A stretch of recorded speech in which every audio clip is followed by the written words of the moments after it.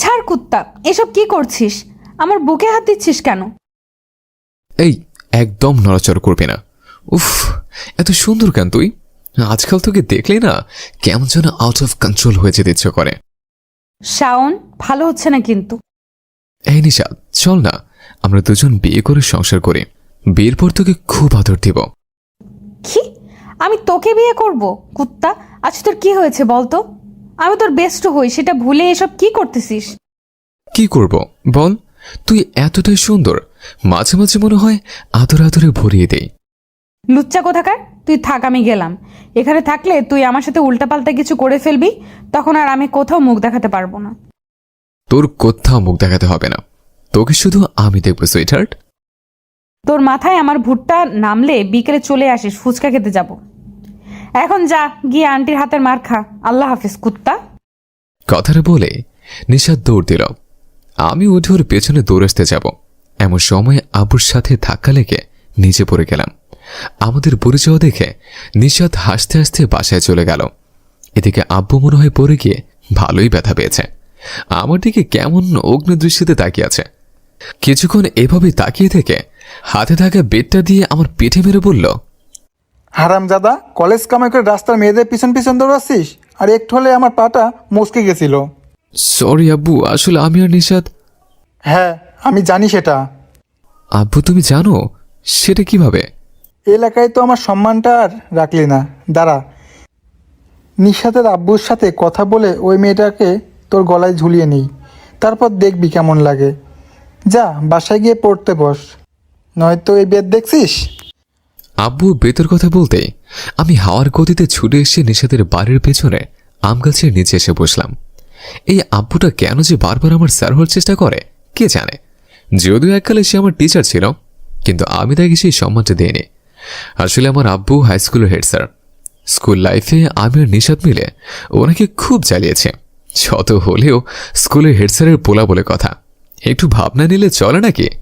কিছুক্ষণ সেখানে বসে থাকলাম, কিন্তু শাকচুনিটারে দেখছি না। হঠাৎ চোখে পড়ল ওদের বাগানের দিকে। শাকচুনি গোলাপ ফুলে হাত ছুঁয়ে কার সাথে যেন ফোনে ইরিশ পিরিশ চালাচ্ছে। এদিকে সেই গোলাপের কাঁটাগুলো আমার হৃদয় বিচ্ছে।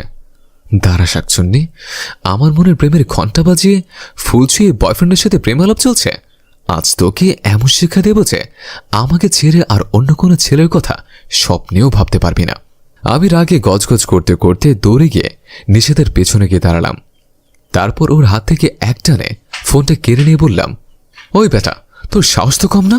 আমার বউয়ের সাথে প্রেম আলাপ করছিস? ঘরে কি বউ নেই? না থাকলে বাবা মাকে বল বিয়ে করে ফেল, আমাদের সংসারে কেন হাত দিচ্ছিস? এরপর আমার বাবুর আম্মুকে বিরক্ত করলে সোজা আইসিইউতে ভর্তি করে দেব। সারা লুচ্চা, ফোন রাখ। আমি কথাগুলো এক নিঃশ্বাসে বলে কল কেটে দিয়ে ফোনটা আমার পকেটে ঢুকিয়ে নিলাম। এদিকে নিশাদ আমার আচমকা এমন বিহেভ দেখে হা করে তাকিয়ে আছে। পরিস্থিতির কিছু সে বুঝে উঠতে পারছে না। আমি সেসব না ভেবে ওর হাত ধরে টেনে আড়ালে নিয়ে এসে শক্ত করে চেপে ধরে বললাম, ওই শাকচুন্নি, আমাকে ফেলে চলে এসে বয়ফ্রেন্ডের সাথে কানে কানে প্রেমালাপ চালাচ্ছিস? কুত্তা, তুই এসব কি বলছিস? আর ওকে কি সব বললি? আমি তোর বউ। হ্যাঁ, হলে প্রবলেম কি? ছাড় কুত্তা, আমার ফোন দে। তুই ওকে কি উল্টাপাল্টা বলে দিয়েছিস? কাল যে আমার কি হবে কে জানে। কুত্তি, এত টেনশনের কি আছে? বেকাবি তো হচ্ছে, আমি তো আছি বেবি, তোমাকে আমার বাবুর আম্মু বানানোর জন্য। নিশাদ অনেক রেগে গিয়ে আমার পকেটে হাত ঢুকিয়ে ফোনটা বের করে নিল। তারপর আমার হাত থেকে ছুটে পালিয়ে গেল। আমি তার চলে যাওয়ার দিকে তাকিয়ে মুচকি হাসলাম। বাসায় ফিরতে মাস্টারমশাই শুরু করে দিলেন। এমন এইভাবে জ্ঞান দিচ্ছে আমি যেন তার একজন প্রিয় ছাত্র, অথচ তার চোখে আমি সবচেয়ে অবাধ্য ছেলে। আমার আম্মু একটা কথা ঠিকই বলে, নিজের মানুষদের কাছে কখনো আর যাই হোক পড়া হয় না। কলেজে যাওয়ার সময় নিষেধকে ডাকতে ওদের বাসায় আসছে। আমাকে দেখে আন্টি বললেন, শাকচুনিটা নাকি কিছুক্ষণ আগে বেরিয়ে গেছে। এই মেয়েটা আমাকে কি ভাবে বুঝি না। বয়ফ্রেন্ড না ভাবলেও ফ্রেন্ড ভেবে তো বলবে সে চলে গেছে। ধুর, মুড অফ করে একাই কলেজে চলে আসলাম। আমার সব ফ্রেন্ডের বাড়ির অন্যদিকে। প্রতিদিন আমি নিশাদ একই সাথেই কলেজে যাই। শাকচুনিটা নিশ্চয়ই ওর বয়ফ্রেন্ডের সাথে দেখা করতে গেছে, কিন্তু ওর বয়ফ্রেন্ডকে সেটা আমাকে জানতে হবে। এসব ভেবে কলেজের গেটে আসতে হঠাৎ শাকচুনিটা রাগী লুক নিয়ে আমার পথ আটকে দাঁড়ালো। আমার হাত ধরে একপাশে টেনে নিয়েও বলল, কুত্তা, টাকা দে। ওই, আমি তোকে কেন টাকা দিব? তুই কি আমার বউ না গফ? ওই, তোকে দিতে বলছি দে। কাল সাদিয়াকে ওইভাবে কে বলতে বলেছিল আমি তোর বউ? এখন টাকা দে, ওরা আমার বিয়ের ট্রিট চাইছে। কি বলছিস? আমি যাকে তোর বিয়ে ভেবেছিলাম সেটা সাদিয়া ছিল? তার মানে তুই আমার? আমি পাগল নাকি যে তোর হতে যাব? তাহলে টাকা কেন চাইছিস? যা, আমার কাছে টাকা নেই। আমার কথা শেষ হতে শাকচুন্নিটা আবারও আমার পকেটে হাত ঢুকিয়ে ওয়ালেটটা বের করে আনলো। তারপর খুচরা না পেয়ে 500 টাকার একটা নোট বের করে চলে যাচ্ছিল। তখন আমি নিশাদকে কিছুটা জোরেই বললাম, জান, আমার কষ্টের টাকা, একটু দেখিস প্লিজ। নিশাদ কিছু না বলে দুষ্টু হেসে চলে গেল। এর মানে আমার টাকার জয় বাংলা। ধুর, আজ সকালে আব্বুর কাছে প্রাইভেট ভিএর নাম করে 2000 টাকা নিয়েছে, আর এরই মাঝেই 500 গেল। এর শোধ আমি ঠিকই নেব, আর সেটাও বাসর রাতে।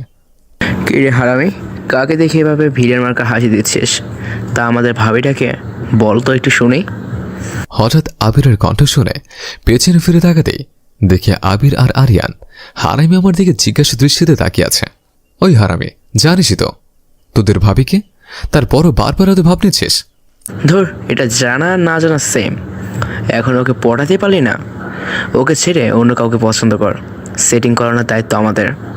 শালা হারামি, আমাকে দেখে কি তোদের প্লে বয়দের মতো লাগে? আর সেটিং সেটা প্রায় হয়েই গেছে।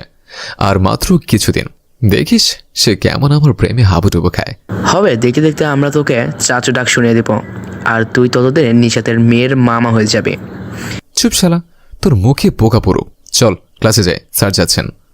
হ্যাঁ চল, তবে মিলিয়ে নিস, ওই মেয়ে তোর হবার নয় রে বন্ধু। শালার কথা শুনে ওর পাশায় একটা লাথি মারলাম। বন্ধু হয়ে বন্ধু সর্বনাশ দেখতে চায়?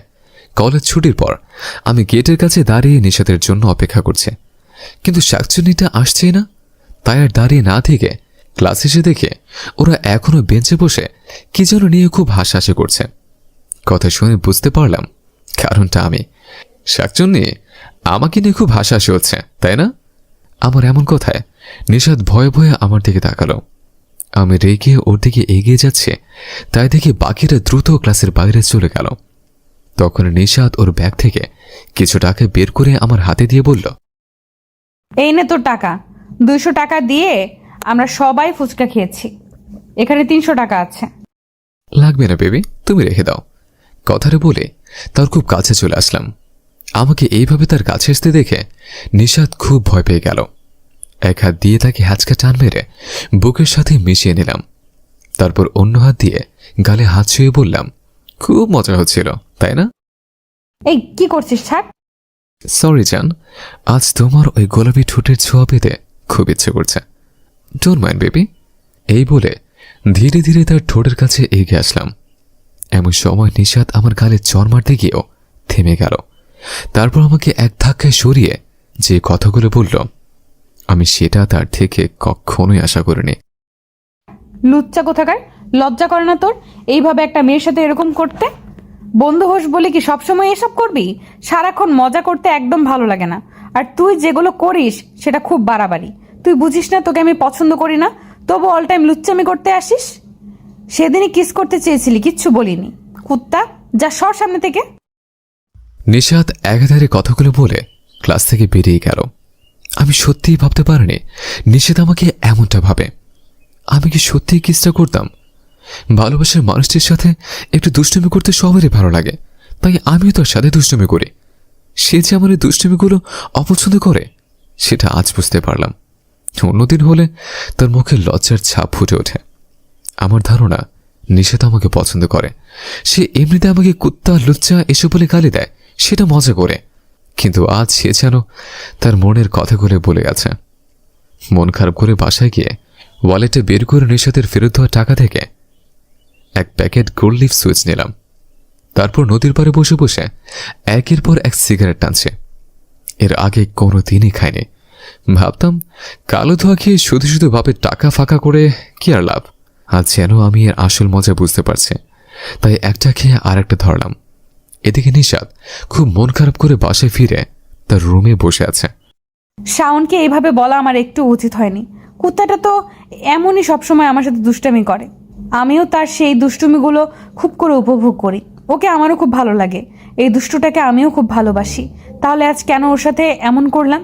দেখে মনে হচ্ছিল কুত্তাটা আমার বলা কথাগুলো খুব সিরিয়াসলি নিয়েছে। উফ শিট, আমি কি করে পারলাম আমার পাগলটাকে কষ্ট দিতে? নিশাদ এইভাবে ফোনটা হাতে নিয়ে আমার নাম্বারে কল দিল। আমি কিছু না ভেবেই কলটা রিসিভ করলাম। তারপর স্বাভাবিকভাবেই বললাম, হ্যাঁ বল, কেন ফোন দিছিস? এই, তুই একটু আমাদের বাড়ির পেছনের আম গাছটার নিচে আসতে পারবি? সরি রে, আজ পারবো না। তুই তোর বয়ফ্রেন্ডকে বল। কুত্তা, তুই আমার সাথে এভাবে কথা বলছিস কেন? ছ্যাঁকা খেলে যা হয় আর কি। দোস্ত জানিস তো, ছ্যাঁকা খেলে ব্যাক হয়ে যায়। আমিও এখন ব্যাক হয়ে গেছে, কিছুটা সোজা হলে তারপর আসবো। এখন রাখি দোস্ত, আল্লাহ হাফেজ। কথাটা শেষ হতেই কল কেটে দিয়ে আবার সিগারেটের নেশায় ডুবে গেলাম। এমন মনে হচ্ছে এখানে পুরো প্যাকেটটা শেষ করে দিতে।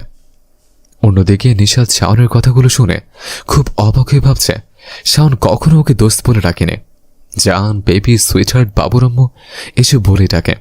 নিশাদ ভালো করে বুঝে গেছে সে না বুঝে তার প্রিয় মানুষটিকে কতটা কষ্ট দিয়েছে। তাই আর না বসে থেকে দ্রুত নদীর পাড়ে এসে দেখে আমি আনমনে বসে বসে সিগারেট টানছে।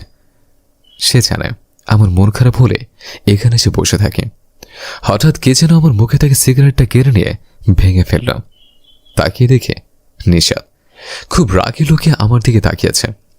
আমি তাকে দেখে মুচকে এসে বললাম, এই দোস্ত, কি হলো এটা? চুপ, তার আগে বল তুই সিগারেট খাচ্ছিস কেন? কেন তুই জানিস না, চাকাখুরদের কষ্ট কমাতে সিগারেটই বেস্ট। আর আমি তো একটা লুচ্চা, তাই খাচ্ছি। এই বলে আরেকটা বের করতে যাব, তখনই শাকচুনিটা আমার হাত থেকে সিগারেটের প্যাকেটটা কেড়ে নিয়ে সবগুলো শলাকে বের করে ভেঙে ফেলল। তারপর আমার হাত ধরে টানতে টানতে নদীর কাছে নিয়ে এসে বলল, মুগ্ধ, সিগারেটের কোনো গন্ধ যেন তোর মুখ থেকে না আসে। পারবো না, আমার সিগারেটের গন্ধ খুব বেশি ভালো লাগে। উফ, কি সুন্দর পারফিউম। কুত্তা, তুই মুখ না ধুলে এক্ষুনি পানিতে ফেলে দিব।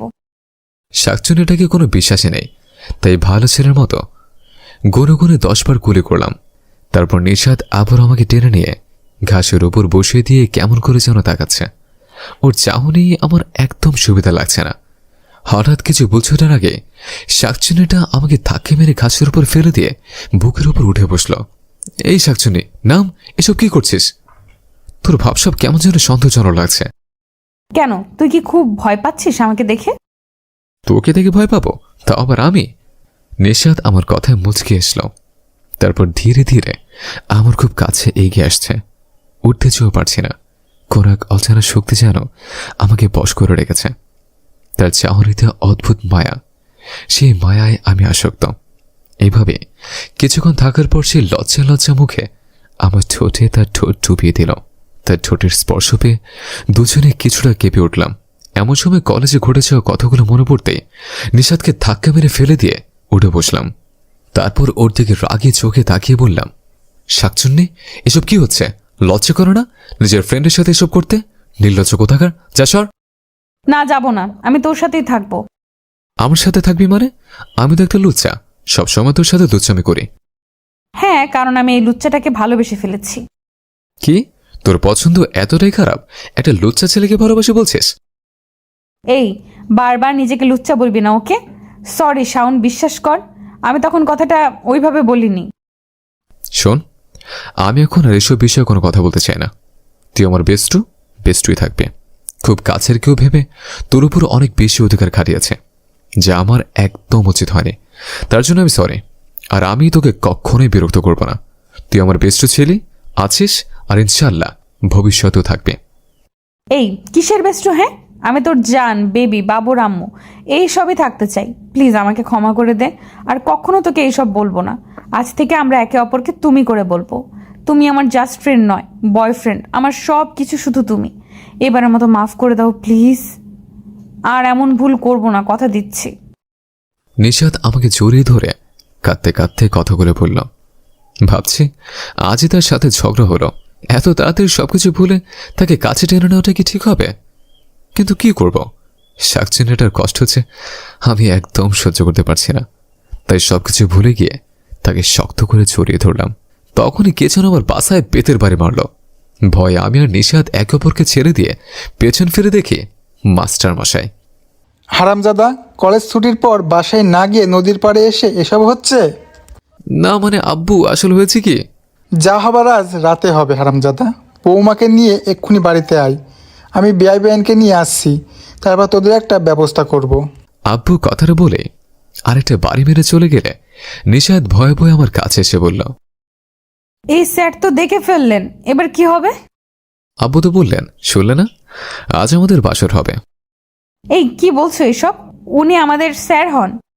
হ্যাঁ শোনা, উনি তোমার হবু শ্বশুর হন। আসো বিয়ের কাজটা সেরে ফেলে, দেখবে স্যারকে কেমন আব্বু রেখে ফেলবে। যাও তো, সবসময় শুধু দুষ্টুমি। এই বলে নিশাদ লজ্জায় নিচের দিকে তাকালো। তখনই আমি তাকে কোলে নিয়ে তার গালে ঠোঁট ছুঁয়ে দিলাম।